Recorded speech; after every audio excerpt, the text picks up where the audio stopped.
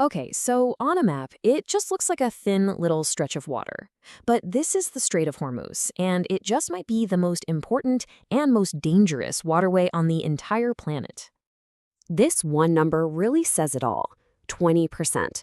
That's how much of the world's entire oil supply flows right through this single choke point. We're talking one-fifth of the energy that powers our cars, our factories, pretty much everything.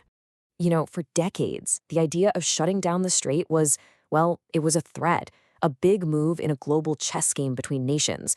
But it was always just a threat. Well, that's starting to change. The what if is becoming what's happening. And we're not talking about some future crisis here. This is a situation that's unfolding as we speak. Commercial shipping is already being seriously disrupted. And yeah, the world is definitely starting to notice. Now, this isn't a total blockade like a perfectly sealed-off area. It's actually something way more clever, a calculated disruption.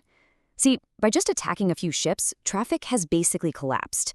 Insurance premiums have shot through the roof, which makes trying to pass through incredibly risky and expensive. It's a targeted squeeze, and it's designed to shake the very foundations of global trade. So what is it that makes this strait so incredibly vulnerable? To really get it, we need to look at the unique geography and the brilliant, if dangerous, strategy Iran has developed to exploit it. I mean, just try to imagine you're on one of these enormous oil tankers. At its tightest spot, the shipping lane is only a few kilometers wide. You are huge, you are slow, and you have to pass through this one single corridor. You are, quite literally, a sitting duck from missile batteries hidden right along the coast.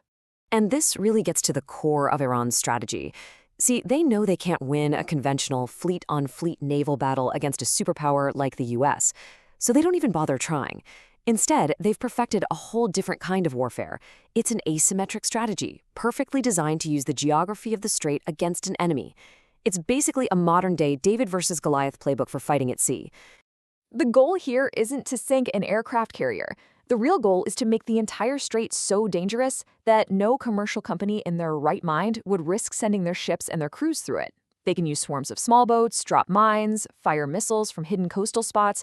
All they really have to do is create enough chaos and risk to pretty much shut the whole thing down. But to really, truly understand Iran's strategy today, you have to get that this isn't just about oil. Not at all. It's about a contest for control that goes back for centuries. Whoever holds this strait has always held immense power in the region. I mean, this goes all the way back to the ancient spice trade that made the kingdom of Hormuz unbelievably wealthy, to the Portuguese showing up in the 1500s and turning it into a colonial toll booth, from the Persians taking it back in the 1600s to all the conflicts in the 20th century over oil control. This waterway has always been a flashpoint. So this long, deep history of foreign powers trying to control its trade, its resources, it directly informs Iran's strategy today. The way they see it, the strait isn't just some waterway. It is their ultimate leverage against the rest of the world. And that brings us right back to today and to the massive question that diplomats and economists all over the world are asking themselves right now. Because while the current disruption is already causing real economic pain, Iran could escalate this much, much further. That leaves two main paths forward, and honestly, each one carries massive consequences for the entire world. So path one is deterrence. The disruption we're seeing is the weapon. It's used to create chaos, gain leverage, and force negotiations. But path two is escalation. If things really boil over, Iran could gamble on a full blockade, hoping the economic shock forces a quick resolution. It's an incredibly high-stakes move that could easily trigger a direct military conflict. Because even a temporary closure would send shockwaves absolutely everywhere. A sudden spike in oil prices doesn't just mean you pay more at the pump. It means higher shipping costs, which means it costs more to manufacture things, to grow food, and ultimately it means a higher price for the groceries on your shelf. Some experts believe a full-scale crisis could push the price of a barrel of oil toward $200. Now, a shock of that size wouldn't just cause a recession, it could actually trigger a global financial crisis.